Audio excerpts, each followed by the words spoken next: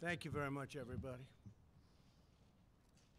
Before we begin, I'd like to just say that we have a large team of very talented people in China. We've had a negotiation going on for about 2 days. It's going extremely well. Who knows what that means, because it only matters if we get it done, but we're very much working very closely with China and President Xi, who I respect a lot. Very good relationship that we have, and we're a lot closer than we ever were in this country with having a real trade deal. We're covering everything, all of the points that people have been talking about for years that said couldn't be done, whether it was theft or anything. The unfairness. We've been losing, on average, $375 billion a year with China. A lot of people think it's $506 billion. Some people think it's much more than that. We're going to be leveling the playing field. The tariffs are hurting China very badly. They don't want them, and frankly, if we can make the deal, it'd be my honor to remove them. But otherwise, we're having many billions of dollars pouring into our treasury. We've never had that before with China. It's been very much of a one-way street. So that's happening, and the relationship with China is very good. But I think they finally respect our country. They haven't respected us for a long time. Not for a long time. The UK and the US, as you probably have been seeing and hearing, we're agreeing to go forward and preserve our trade agreement.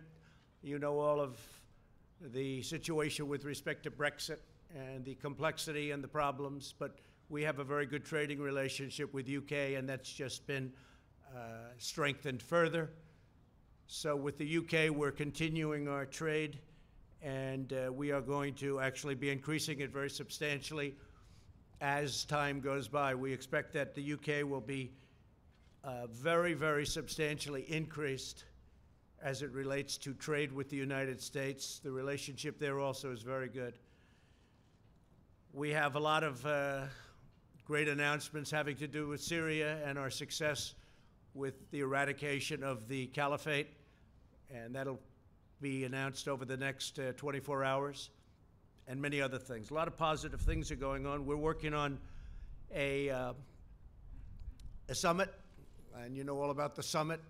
It'll be in Vietnam, Hanoi, and we'll be meeting in Hanoi. I think a lot of you will be going, I suspect, and I hope we have the same good luck as we had in the first summit. A lot was done in the first summit.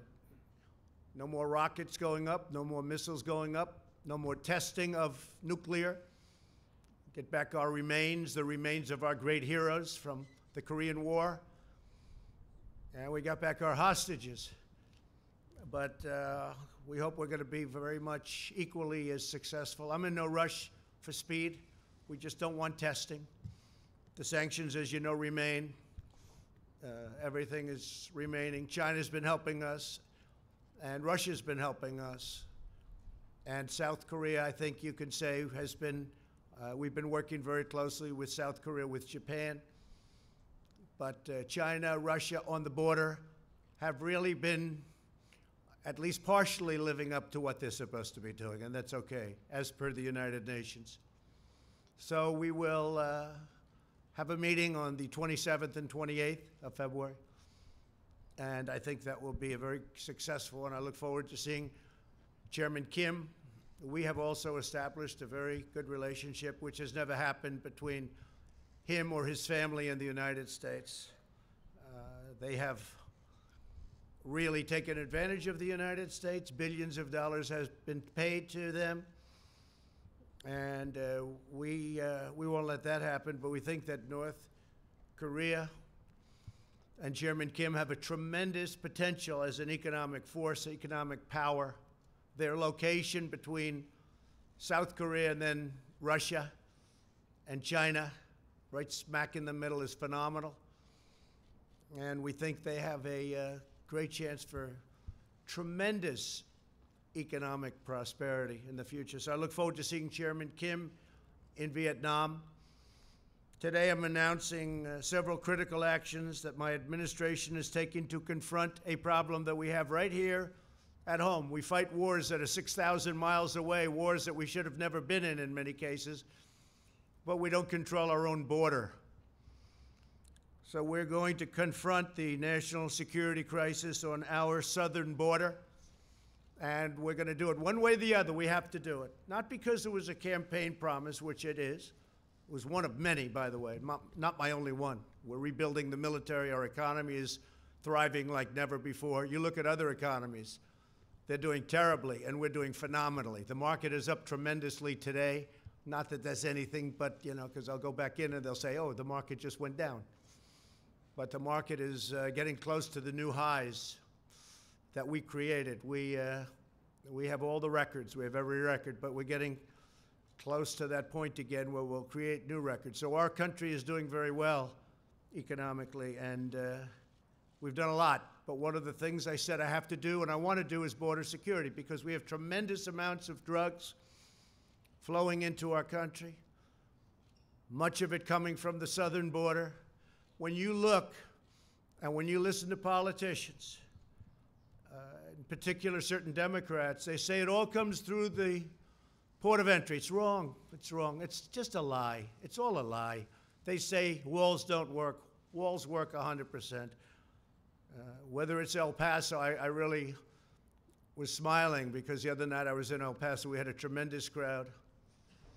And I asked the people, many of whom were from El Paso, but they came from all over Texas. And I asked them, I said, let me ask you, as a crowd, when the wall went up, was it better? You were there, some of you. It was not only better, it was like 100% better. You know what they did. But that's only one example. There are so many examples. In El Paso, they have close to 2,000 murders right on the other side of the wall. And they had 23 murders. It's a lot of murders. But it's not close to 2,000 murders, right on the other side of the wall in Mexico. So everyone knows that walls work, and there are better examples than El Paso, frankly. You just take a look almost everywhere. Take a look at Israel. They're building another wall. Their wall is 99.9% effective, they told me. 99.9%. That's what it would be with us, too. The only weakness is they go to a wall and then they go around the wall. They go around the wall and in. Okay? That's what it is. Very simple. And a big majority of the big drugs, the big drug loads, don't go through ports of entry. They can't go through ports of entry. You can't take big loads because you have people. We have some very capable people, the Border Patrol, law enforcement, looking. You can't take human traffic, women and girls. You can't take them through ports of entry. You can't have them tied up in the back seat of a car or a truck or a van. They open the door. They look. They can't see three women with tape in their mouth or three women whose hands are tied. They go through areas where you have no wall. Everybody knows that. Nancy knows it. Chuck knows it. They all know it. It's all a big lie. It's a big con game. You don't have to be very smart to know. You put up a barrier, the people come in, and that's it. They can't do anything unless they walk left or right, and they find an area where there's no barrier, and they come into the United States. Welcome. We've detained more people. Our border agents are doing such incredible work. Our military has been incredible. We put up barbed wire on top of certain old walls that were there. We fixed the wall and we loaded up with barbed wire. It's very successful. But our military has been fantastic, and I want to thank them. And it's very necessary. We've broken up 2 caravans that are on their way. They just are breaking. They're in the process of breaking up. We have another one that we haven't been able to break up yet. We've been actually working with Mexico much better than ever before. I want to thank the president. I want to thank Mexico. They have their own problems. They have the largest number of murders that they've ever had in their history. Almost 40,000 murders. 40,000. And they got to straighten that out, and I think they will. But I just want to thank the president because he's been helping us with these monstrous caravans that have been coming up. We had one that was up to over 15,000 people. It's largely broken up. Others have gotten through. And in Tijuana, you have a lot of people staying there. If we didn't have the wall up, and if we didn't have the wall secured and strengthened, they would have walked right through. They'd be welcome to the United States. One of the things we'd save just a tremendous amount on would be sending the military. If we had a wall, we don't need the military because we'd have a wall. So I'm going to be signing a national emergency. And it's been signed many times before. It's been signed by other presidents. From 1977 or so, it gave the presidents the power. There's rarely been a problem.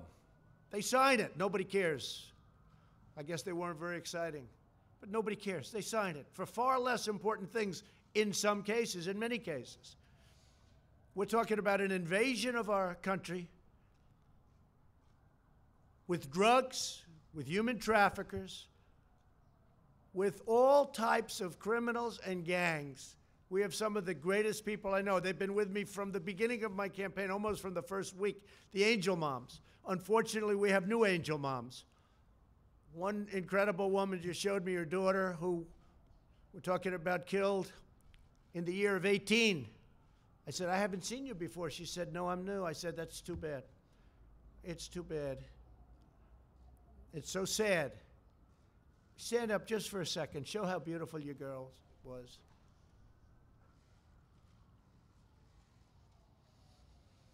Thank you. I have such respect for these people. Angel moms, angel dads, angel families. I have great respect for these people. These are great people. These are great people. They're fighting for their children that have been killed by people that were illegally in this country. And the press doesn't cover them. They don't want to, incredibly.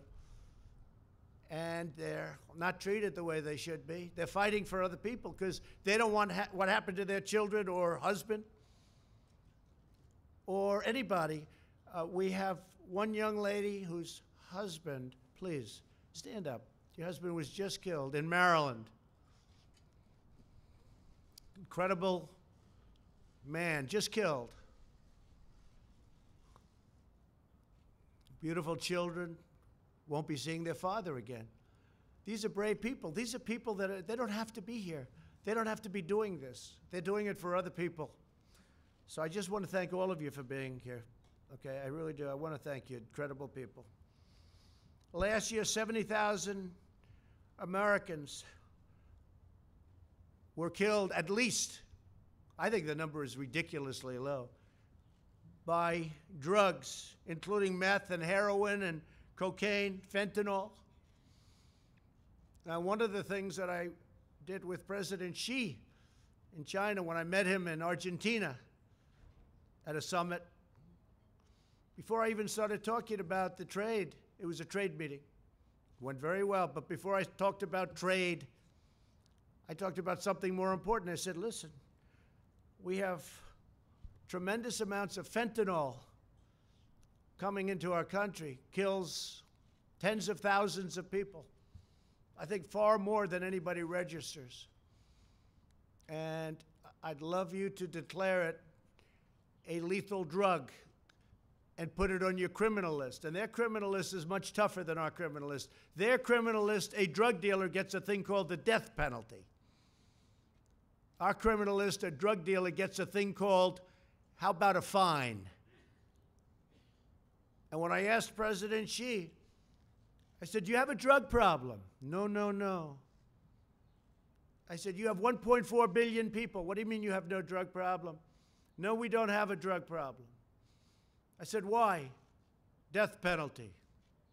We give death penalty to people that sell drugs. End of problem. What do? We set up blue ribbon committees. Lovely men and women. They sit around a table, they have lunch, they eat, they dine, and they waste a lot of time. So if we want to get smart, we can get smart. You can end the drug problem. You can end it a lot faster than you think. But President Xi's agreed to put fentanyl on his list of deadly drugs. And it's a criminal penalty, and the penalty is death. So that's frankly one of the things I'm most excited about in our trade deal. You want to know the truth? I think maybe there's no more important point. We're going to make billions of dollars with this trade deal. It's going to be great for our country and great for China, I hope. Their market's down close to 40%. Our market's way up. We've picked up, since my election, trillions of dollars of worth. Trillions, many trillions. And China's lost trillions of dollars. But I want it to be good for China, and I want it to be good for the United States. So we'll see what happens. China's coming here next week, by the way. They're coming home, the traders. And then China's coming here next week. And then I'll be meeting with President Xi at some point after that to maybe for some remaining deals, we'll make them directly one-on-one ourselves. So we're going to be signing today and registering national emergency. And it's a great thing to do because we have an invasion of drugs, invasion of gangs, invasion of people, and it's unacceptable. And by signing the national emergency, something signed many times by other presidents, many, many times. President Obama, in fact, we may be using one of the national emergencies that he signed having to do with cartels, criminal cartels. It's a very good emergency that he signed, and we're going to use parts of it in our dealings on cartels. So that would be a second national emergency, but in that case, it's already in place. And what we really want to do is simple. It's not like it's complicated. It's very simple.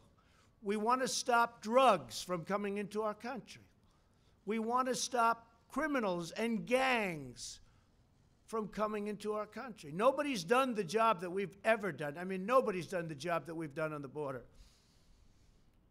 And in a way, what I did by creating such a great economy, and if the opposing party got in, this economy would be down the tubes. You know, I hear a lot of people say, oh, well, but maybe the previous administration. Let me tell you, the previous administration, it was heading south, and it was going fast. We would have been down the tubes. The regulations were strangling our country, unnecessary regulations. By creating such a strong economy, you just look at your televisions or see what's going on today, it's through the roof. What happens is more people want to come. So we have far more people trying to get into our country today than probably we've ever had before. And we've done an incredible job in stopping them, but it's a massive number of people. If we had the wall, it would be very easy. We would make up for the cost of the wall just in the cost of the fact that I would be able to have fewer people. We wouldn't need all of this incredible talent, some of whom are sitting in the first row. You wouldn't need all of this incredible talent. We would get thousands of law enforcement people, including Border Patrol. You put them in different areas. You have them doing different things. Law enforcement and Border Patrol. And I want to thank law enforcement, and I want to thank Border Patrol, and I want to thank ICE. ICE is abused by the press and by the Democrats. And by the way, we're going to be taking care of ICE. You know, we talk about the new bill. We're going to be taking care of ICE. They wanted to get rid of ICE. And the bill is just the opposite of that. A lot of good things happen. So that's the story. We want to have a safe country. I ran on a very simple slogan, Make America Great Again. If you're going to have drugs pouring across the border, if you're going to have human traffickers pouring across the border in areas where we have no protection, in areas where we don't have a barrier, then very hard to make America great again. But we've done a fantastic job, but we haven't been given the equipment. We haven't been given the walls. And in the bill, by the way, they didn't even fight us on most of the stuff. Ports of entry, we have so much money, we don't know what to do with it. I don't know what to do with all the money they're giving us. It's crazy. The only place they don't want to give us much money, $1,375 million. Sounds like a lot, but it's not so much, although we're putting it to much better use than it used to be. A lot of the past administrations, it was easy to get, they didn't build, or they didn't do what they could have done. It would have been great. It would have been great to have done it earlier, but I was a little new to the job, a little new to the profession. And we had a little disappointment for the first year and a half. People that should have stepped up did not step up. They didn't step up, and they should have. It would have been easy. Not that easy, but it would have been a lot easier. But some people didn't step up. But we're stepping up now. So we have a chance of getting close to $8 billion. Whether it's $8 billion or $2 billion or $1.5 billion, it's going to build a lot of wall. We're getting it done. We're right now in construction with wall in some of the most important areas. And we have renovated a tremendous amount of wall, making it just as good as new. That's where a lot of the money has been spent on renovation. In fact, we were restricted to renovating, which is okay. But we're going to run out of areas that we can renovate pretty soon. And we need new wall. So I want to thank everybody for being here. I want to thank in particular the angel moms and dads for being here. Thank you very much. We have great respect for you. The real country, our real country, the people that really love our country, they love you. So I just want you to know that. I know how hard you fight, and I know how hard a fight you're having. I also want to thank all of the law enforcement for the job you do. Believe me, our country loves you, and they respect you greatly. And we're giving you a lot of surplus. We're giving you surplus military equipment, which a lot of people didn't like giving previous to this administration. But hundreds of millions of dollars of surplus equipment. And as we get it, as you know, we send it down, and you have much better protection. But I really appreciate you being here. So the order is signed, and I'll sign the final papers as soon as I get into the Oval Office, and we will have a national emergency, and we will then be sued, and they will sue us in the Ninth Circuit, even though it shouldn't be there, and we will possibly get a bad ruling, and then we'll get another bad ruling, and then we'll end up in the Supreme Court, and hopefully we'll get a fair shake, and we'll win in the Supreme Court. Just like the ban, they sued us in the Ninth Circuit, and we lost, and then we lost in the appellate division, and then we went to the Supreme Court, and we won. And it was very interesting, because yesterday they were talking about the ban, because we have a ban. It's very helpful, Madam Secretary. Is that right? Without the ban, we'd have a bigger problem. We have a ban on certain areas, certain countries, depending on what's going on in the world. And we won. But somebody said, President Trump lost on the ban. Well, he was right. I lost at the lower court. He didn't say that we ultimately won at the United States Supreme Court. They didn't want to say that. They didn't want to go that far. They were saying how I lost. The person sitting right up here, Donald Trump lost on the ban. Yeah, I did. And then I lost a second time. You should have said that too. And then it went to the Supreme Court, and I won. Didn't want to take it that far. But we won on the ban, and we won on other things too. The probably easiest one to win is on declaring a national emergency, because we're declaring it for virtual invasion purposes, drugs, traffickers, and gangs. And one of the things, just to finish, we have removed thousands of MS-13 gang monsters. Thousands. They're out of this country. We take them out by the thousands, and they are monsters. Okay. Do you have any questions? Yeah. John, go ahead. Yes, we do. You were prepared.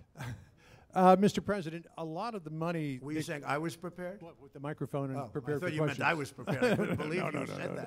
that. People don't like saying that. You were prepared for questions. I am prepared. I'm always prepared. A lot of the money that goes to count toward your $8 billion is money that's being reprogrammed in the DOD budget. How can you guarantee to military families and to our men and women of the military that none of the money that would be reprogrammed to a wall will take away from other technology, other renovations, construction that is Yeah. desperately needed in our military? So, John, we had certain funds that are being used at the discretion of generals, at the discretion of the military. Some of them haven't been allocated yet, and some of the generals think that this is more important. I was speaking to a couple of them. They think this is far more important than what they were going to use it for. I said, what were you going to use it for? And I won't go into details, but didn't sound too important to me. Plus, if you think, I've gotten $700 billion for the military in year one, and then last year, $716 billion. And we're rebuilding our military. But we have a lot. And under the previous administration, our military was depleted, badly depleted. And they weren't spending, I mean, they had a much smaller amount of money. So when I got $700 billion and then $716 billion, and this year it's going to be pretty big too, because there's few things more important than our military. You know, I'm a big deficit believer in all of that, but before we really start focusing on certain things, we have to build up our military. It was very badly depleted. And we're buying all new jet fighters, all new missiles, all new defensive equipment. We'll soon have a military like we've never had before. But when you think about the kind of numbers you're talking about, so you have $700 billion, $716 billion, when I need $2 billion, $3 billion out of that for a wall, which is a very important instrument, very important for the military because of the drugs that pour in. And as you know, we have specific rules and regulations where they have drugs and what you can do in order to stop drugs, and that's part of it too. We're taking a lot of money from that realm also. But when you have that kind of money going into the military, this is a very, very small amount that we're asking for. Now, go ahead. Go ahead. ABC. Not NBC. I like ABC a little bit more, not much. Come on, ABC. Not much. Pretty close. Mr. President, what do you say to those, including some of your Republican allies, who say that you are violating the Constitution with this move and setting a bad precedent that will be abused by possibly Democratic presidents in the future? Marco Rubio Well, has not made too this many point. people, yeah. Not too many people have said that. But the courts will determine that. Look, I expect to be sued. I shouldn't be sued. Very rarely do you get sued when you do national emergency. And then other people say, oh, if you use it for this, now what are we using it for? We've got to get rid of drugs and gangs and people. It's an invasion. We have an invasion of drugs and criminals coming into our country that we stop, but it's very hard to stop. With a wall, it would be very easy. So I think that we will be very successful in court. I think it's clear. And the people that say we create precedent, well, what do you have, 56 or a lot of times? Well, that's creating precedent. And many of those are far less important than having a border. You don't have a border, you don't have a country.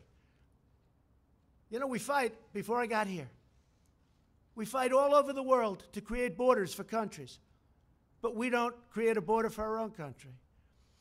So I think what will happen is, sadly, we'll be sued, and sadly, it'll go through a process, and happily, we'll win, I think. Go ahead. Let's go. Let's hear it, NBC. Thank you, Mr. President. I just want to say, when in the past, when President Obama tried to use executive action as it related to immigration, you said the whole concept of executive order, it's not the way the country's supposed to be run. You said you're supposed to go through Congress and make a deal. Will you concede that you were unable to make the deal that you had promised in the past, and that the deal you're ending up with now from Congress is less than what you could have had before a 35-day shutdown? I went through Congress. I made a deal. I got almost $1.4 billion when I wasn't supposed to get $1. Not $1. He's not going to get $1. Well, I got $1.4 billion, but I'm not happy with it. I also got billions and billions of dollars for other things. Port of entries, lots of different things. The purchase of drug equipment, more than we were even requesting. In fact, the primary fight was on the wall. Everything else, we have so much, as I said, I don't know what to do with it. We have so much money. But on the wall, they skimped. So I was successful in that sense, but I want to do it faster. I could do the wall over a longer period of time. I didn't need to do this. But I'd rather do it much faster. And I don't have to do it for the election. I've already done a lot of wall for the election, 2020. And the only reason we're up here talking about this is because of the election. Because they want to try and win an election, which it looks like they're not going to be able to do. And this is one of the ways they think they can possibly win, is by obstruction and a lot of other nonsense. And I think that I just want to get it done faster. That's all. Okay. Yes, ma'am. Go ahead. Thank you, Mr. President. Thank Roberta you. Rampton from Reuters. I wanted to ask about China. Do you feel that enough progress has been made in the talks to head off the increase in tariffs scheduled for March 1? Well, you know, you're talking to the wrong person, because I happen to like tariffs, okay? I mean, we're taking in billions and billions of dollars in tariffs from China. And our steel industry now, as an example, we tax dumped steel. Much of it comes from China at 25%. Our steel industry is so vibrant now again. They're building plants all over the United States. It's a beautiful thing. And from a defensive standpoint, and from any standpoint, you need steel. You know, you can do without certain industries. Our country cannot do without steel. So I love tariffs, but I also love them to negotiate. And right now, China is paying us billions of dollars a year in tariffs. And I haven't even started. Now, here's the thing. If we make a deal, they won't have to pay. You know, it'll be a whole different story. They won't be paying that, but we'll have a fair deal. There won't be intellectual property theft. There won't be so many other things that have gone on. And no other president has done this. No other president. We didn't have a deal with China. You had the WTO, one of the worst trade deals ever made, probably even worse than NAFTA, if that's believable, which is, you know, hard to believe, because I think NAFTA was just a disaster. It was a total disaster for our country. And now we made the USMCA, which is going to be a great deal. And by the way, the USMCA from Mexico, that's United States, Mexico, Canada, that's where the money's coming from, not directly but indirectly, for the wall. And nobody wants to talk about that, because we're saving billions and billions of dollars a year if Congress approves that deal. Now, they might not want to approve a deal just because they'll say, one of the things I'm thinking of doing, this has never been done before. No matter how good a deal I make with China, if they sell me Beijing for $1, if they give me 50% of their land and every ship that they've built over the last 2 years, which is a lot, and they give them to me free, the Democrats will say, what a lousy deal. That's a terrible deal. Like ZTE, I got more than $1 billion penalty in a short period of time, and the Democrats said, oh, should have gotten more. When I made that deal, I said, this is incredible. I got over $1 billion penalty, plus they had to change their board of directors. They had to change their top management. But they had to pay over $1 billion. I said, what a deal. It took like a week. And the Democrats didn't even know there was a problem with ZTE. I'm the one that fined them. I'm the one that settled it. Over $1 billion. And President Xi called me, and he said it would be important to him if they could get a deal. And we made a deal, paid like in a short period of time. The Democrats went out and said, oh, they should have done better. So what I'm thinking of doing is getting Chuck Schumer, getting Nancy Pelosi, having them bring 2 or 3 of their brilliant representatives, and we'll all go down together, and what we'll do is we'll negotiate. I'll put them in the room and let them speak up. Because any deal I make with China, if it's it's going to be better than any deal that anybody ever dreamt possible. Or I'm not going to have a deal. It's very simple. But any deal I make with China, Schumer's going to stand up and say, oh, it should have been better. It should have been better. And you know what? That's not acceptable to me. So I'm thinking about doing something very different. I don't think it's ever been. I just don't want to be second-guessed. But that's not even second-guessed. That's called politics. Sadly, I'd probably do the same thing to them. Okay? But any deal I make, toward the end, I'm going to bring Schumer, at least offer him, and Pelosi. I'm going to say, please join me on the deal. And by the way, I just see our new Attorney General is sitting in the front row. Please stand up, Bill. Such an easy job he's got. He's got the easiest job in government. Thank you, and congratulations. That was a great vote yesterday. Thank you very much. Yes, go ahead. Go ahead. In your remarks, sir, you said that you were too new to politics earlier in your administration when you would have preferred that this be done. Is that an admission of how you might be changing on the job? And well, I'm learning. I mean, I am learning. Don't forget, it's not like I've done this for... A senator came into my office and said, sir, I've been running for office for 30 years. I've won 7 out of 7. I did lose a couple when I was younger. I said, well, I've won 1 out of 1. But, you know, I never did politics before. Now I do politics. I will tell you, I'm very disappointed at certain people, particular one, for not having pushed this faster. are you referring But to I've Speaker Ryan, learned- sir? Who? Speaker Ryan? Let's not talk about it. Okay. What difference does it make? But they should have pushed it faster. They should have pushed it harder. And they didn't. They didn't. If they would have, it would have been a little bit better. In the meantime, I've built a lot of wall. I have a lot of money, and I built a lot of wall. But it would have been nice to have gotten done. And I would like to see major immigration reform. And maybe that's something we can all work on, Bill, where we all get together and do major immigration reform, not just for a wall, for a barrier, for port of entry, for other things. We have a real problem. We have catch and release. You catch a criminal, and you have to release him. We have so many other things. You have chain migration, where a bad person comes in, brings 22 or 23 or 35 of his family members because he has his mother, his grandmother, his sister, his cousin, his uncle. They're all in. You know what happened on the West Side Highway. That young wise guy drove over and killed 8 people and horribly injured. Nobody talks about that.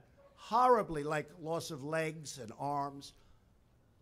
Going 60 miles an hour, he made a right turn into a park on the West Side Highway along the Hudson River in New York. He had many people brought in because he was in the United States. It's called chain migration. And then you have the lottery. It's a horror show. Because when countries put people into the lottery, they're not putting you in. They're putting some very bad people in the lottery. It's common sense. If I ran a country, and if I have a lottery system of people going to the United States, I'm not going to put in my stars. I'm going to put in people I don't want. The lottery system's a disaster. I'm stuck with it. Mr. President, could you tell us... It should have never happened. Okay. Mr. President, could you tell us to what degree some of the outside conservative voices helped to shape your views on this national emergency? I would talk about it. Look, Sean Hannity has been a terrific, terrific supporter of what I do, not of me. If I changed my views, he wouldn't be with me. Rush Limbaugh, I think he's a great guy. He's a guy who can speak for 3 hours without a phone call. Try doing that sometime. For 3 hours he speaks. He's got one of the biggest audiences in the history of the world. I mean, this guy is unbelievable. Try speaking for 3 hours without taking calls. Taking calls is easy. Okay, I'll answer this one, I'll answer that one. He goes for 3 hours, and he's got an audience that's fantastic. Wait. They be deciding policy, sir. They don't decide policy. In fact, if I went opposite, I mean, they have somebody, Ann Coulter. I don't know her. I hardly know her. I haven't spoken to her in way over a year. But the press loves saying Ann Coulter. Probably if I did speak to her, she'd be very nice. I just don't have the time to speak to her. I would speak to her. I have nothing against her. In fact, I like her for one reason. When they asked her, like right at the beginning, who's going to win the election? She said, Donald Trump. And the 2 people that asked her that question smiled. They said, you're kidding, aren't you? Nope, Donald Trump. So I like her. But she's off the reservation, but anybody that knows her understands that. But I haven't spoken to her. I don't follow her. I don't talk to her. But the press loves to bring up the name Ann Coulter. And you know what? I think she's fine. I think she's good, but I just don't speak to her. Laura's been great, Laura Ingraham. Tucker Carlson's been great. I actually have a couple of people on CNN that have been very good. I have some on MSNBC the other day. They did a great report of me. I say, where the hell did that come from? I think it was the only one in over a year. So the crazy thing is, I just had, as you know, Rasmussen 52% in the polls. It's my highest poll number. And people get what we're doing. They get it. They really get it. And I'm honored by it. Yes, Jim Acosta. Thank you, Mr. President. I wonder if you could comment on this disconnect that we seem to have in this country, where you are presenting information about what's happening at the border, calling it an invasion, talking about women with duct tape over their mouths and so on, and yet there's a lot of reporting out there, there's a lot of crime data out there, there's a lot of Department of Homeland Security data out there that shows border crossings at a near record low. That because shows of us, but it's still, undocumented immigrants committing it's still crime at massive lower numbers of levels. crossings. That shows undocumented criminals or undocumented immigrants committing crime at lower levels than native-born Americans. What do you say to you don't really believe that stat? What- do you really believe that what do you stat? well, let me Take a ask look you at this. our federal prisons. I believe in facts and statistics Okay, and data. any more but quick? Let's go. let me just ask you this. What do you say to your critics who say that you are creating a national emergency, that you're concocting a national emergency here in order to get your wall because I you asked couldn't the get it through angel other ways? moms, what do you think? Do you think I'm creating something? Ask these incredible women who lost their daughters and their sons. Okay?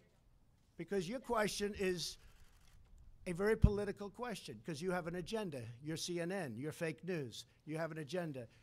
The numbers that you gave are wrong. Take a look at our federal prison population. See how many of them, percentage-wise, are illegal aliens. Just see. Go ahead and see. It's a fake question. Yes, go ahead. Can I ask a follow-up?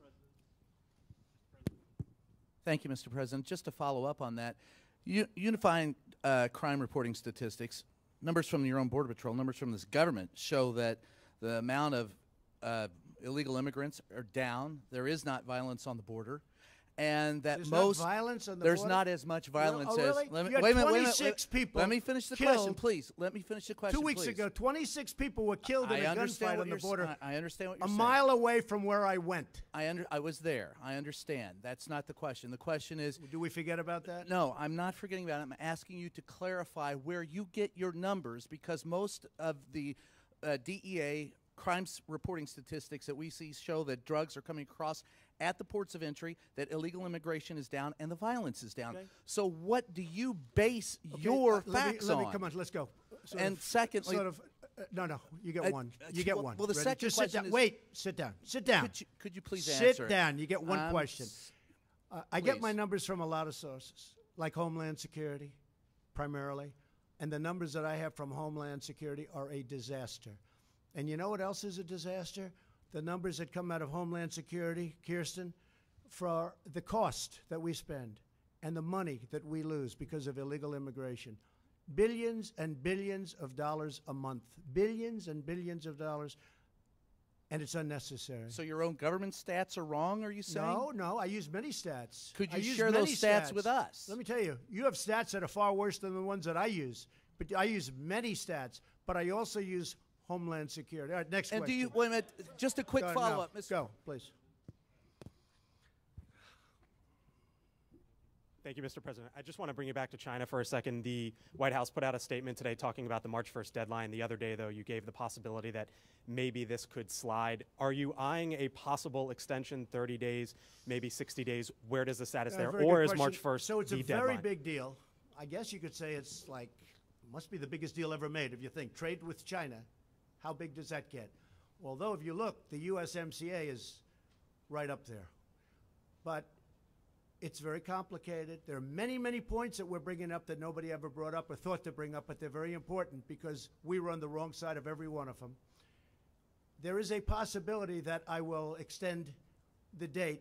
And if I do that, if I see that we're close to a deal or the deal is going in the right direction, I would do that at the same tariffs that we're charging now. I would not increase the tariffs. Let me also ask you about the debt, sir, because it's gone from a shade under 20 trillion from when you took office. Now it's a shade over 22 trillion and heading in the wrong direction. What are your plans to reverse it? Well, it's all about growth. But before Growth I only, really or- focus on that, and you have to remember, President Obama put on more debt on this country than every president in the history of our country combined. So when I took over, we had one man that put on more debt than every other president combined. Combine them all. So you can't be talking about that. But I talk about it because I consider it very important. But first I have to straighten out the military. The military was depleted. And if we don't have a strong military, that hopefully we won't have to use because it's strong, if we don't have a strong military, you don't have to worry about debt. You have bigger problems. So I had to straighten out the military. That's why I did the 700 and 716 billion. But growth will straighten it out. You saw last month the trade deficit went way down. Everybody said, what happened? Well, what's happening is growth. But before I can focus too much on that, a very big expense is military. And we have no choice but to straighten out our military. Is growth the only answer, sir, or is entitlement? Yes, ma'am, go ahead. Thank you, Mr. President. On North Korea, back on the last summit, you guys came out with a pretty general agreement. Yes. I was wondering what you thought has been accomplished since the last summit, and then A lot. are we going to be seeing anything lot's been concrete accomplished. on Okay. denuclearization? Yeah, a lot's been accomplished. We're dealing with them. We're talking to them. When I came into office, I met right there in the Oval Office with President Obama. And I sat in those beautiful chairs, and we talked. It was supposed to be 15 minutes. As you know, it ended up being many times longer than that. And I said, what's the biggest problem? He said, by far, North Korea. And I don't want to speak for him, but I believe he would have gone to war with North Korea. I think he was ready to go to war. In fact, he told me he was so close to starting a big war with North Korea. Now, where are we now? No missiles, no rockets, no nuclear testing. We've learned a lot. But much more importantly than all of it, much more important than that, is we have a great relationship. I have a very good relationship with Kim Jong-un. And I've done a job. In fact, I think I can say this. Prime Minister Abe of Japan gave me the most beautiful copy of a letter that he sent to the people who give out a thing called the Nobel Prize. He said, I have nominated you, or respectfully on behalf of Japan, I am asking them to give you the Nobel Peace Prize. I said, thank you. Many other people feel that way too. I'll probably never get it, but that's okay. They gave it to Obama. He didn't even know what he got it for. He was there for about 15 seconds and he got the Nobel Prize. He said, oh, what did I get it for? With me, I probably will never get it. But if you look at Idlib province in Syria, I stopped the slaughter of perhaps 3 million people. Nobody talk about that. They don't talk about that. Russia and Iran and Syria were going to go in and perhaps destroy 3 million people in order to get 45,000 terrorists. And I heard about it from a woman who had her parents and her brothers living there, and she said, please, please. And I said, no, it can't happen. What are you talking about? No, they're going to get, and I come home and I read a certain paper where the story was there that they were actually forming to go into, to really do big destruction. And I put out a statement that you better not do it. And in all fairness to Russia and Iran and Syria, they didn't attack, or they're doing it surgically at least. Saved a lot of people. We do a lot of good work. This administration does a tremendous job, and we don't get credit for it. But I think the people understand what we do. So Prime Minister Abe gave me, it's the most beautiful five-page letter. Nobel Prize. He sent it to them. You know why? Because he had rocket ships and he had missiles flying over Japan. And they had alarms going off. You know that. Now all of a sudden they feel good. They feel safe. I did that. And it was a very tough dialogue at the beginning. Fire and fury, total annihilation. My button is bigger than yours and my button works. Remember that? You don't remember that. And people said, Trump is crazy. And you know what it ended up being? A very good relationship. I like him a lot and he likes me a lot. Nobody else would have done that. The Obama administration couldn't have done it. Number one, they probably wouldn't have done it. And number two, they didn't have the capability to do it. So I just want to thank everybody. I want to wish our new Attorney General great luck and speed and enjoy your life. Bill, good luck. A tremendous reputation. I know you'll do a great job. Thank you very much. And thank you, everybody. Thank you very much. Thank you.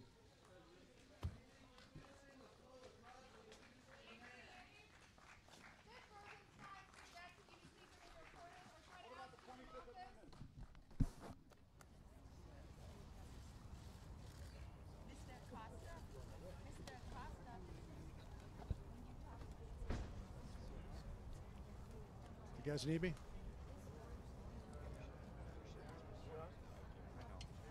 You need me, New York?